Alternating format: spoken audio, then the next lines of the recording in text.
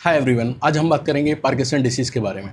देखो, जैसे एक कार को चलने के लिए पेट्रोल की ज़रूरत होती है, वैसे ही आपकी बॉडी में जो वॉलंटरी मूवमेंट हो रही है, जैसे आप अपने हाथ को ऐसे-ऐसे हिला रहे हैं, इन वॉलंटरी मूवमेंट्स को करने के लिए एक केमिकल की ज़रूरत पड़ती है, उसको बोलते हैं डोपामाइन।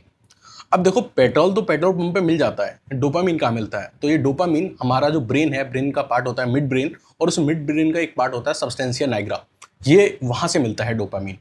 अगर हमारे मिड ब्रेन वाले पार्ट में, सबस्टेंशिया नाइग्रा वाले पार्ट में जो न्यूरॉन्स हैं वो डेड हो जाएंगी, तो ये जो डोपामाइन है, ये जो केमिकल है, इसकी कमी हो जाएगी और उसकी वजह से जो डिसीज़ होगी उसको हम बोलते हैं पार्किंसन डिसीज़।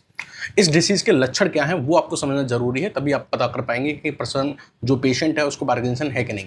बहुत सारे सिम्टम्स होते हैं, 4 मेन सिम्टम्स होते हैं, उनको डिस्कस करते हैं। पहला होता है ट्रिमर्स। ट्रिमर्स का मतलब होता है कंपन। अब इसमें एक विशेष तरह की कंपन होती है, ट्रिमर होता है, उसको बोलते हैं रेस्टिंग ट्रिमर।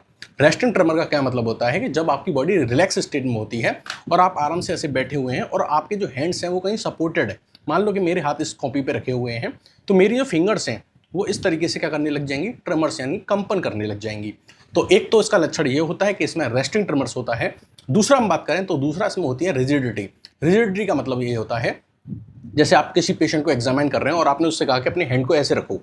अब आप जो डॉक्टर हैं वो आप उस पर्सन के, उस पेशेंट के हैंड को ऐसे करके मूव करिए। जब आप मूव करेंगे तो आपको रिजिडिटी महसूस होगी, अकड़न महसूस होगी। जैसे जैसे आप उसके हाथ को मूव करेंगे आपको ऐसा लगेगा कि इसका जो हाथ है वो टाइट होता जा रहा है। तो रिजिडिटी हमको देखने को मिलती है। तीसरा जो कैरेक्टर है जो बहुत इंपॉर्टेंट है वो होता है एकाइनेसिया या फिर ब्रेडिकाइनेसिया। जब पेशेंट लास्ट स्टेज में होता है तो एकाइनेसिया देखने को मिलता है, यानी पेशेंट खुद से कोई मूवमेंट स्टार्ट नहीं कर पाता, वो चल फिर नहीं पाता, वो अपने हाथों को मूव नहीं कर पाता।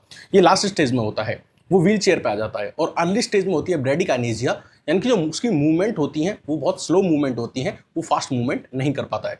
फोर्थ एंड लास्ट इंपॉर्टेंट जो आपका सिम्टम है वो है पोस्चरल इंस्टेबिलिटी, यानी वो आदमी, वो इंसान, वो पेशेंट अपना पोस्चर मेंटेन नहीं कर पाता है इजीली। जैसे कि मान लीजिए वो पेशेंट खड़ा हुआ है और अगर आपने इसको हल्का सा ऐसे धक्का दे दिया तो वो पीछे जाके गिर पड़ेगा, वो अपना पोस्चर मेंटेन नहीं कर पाएगा।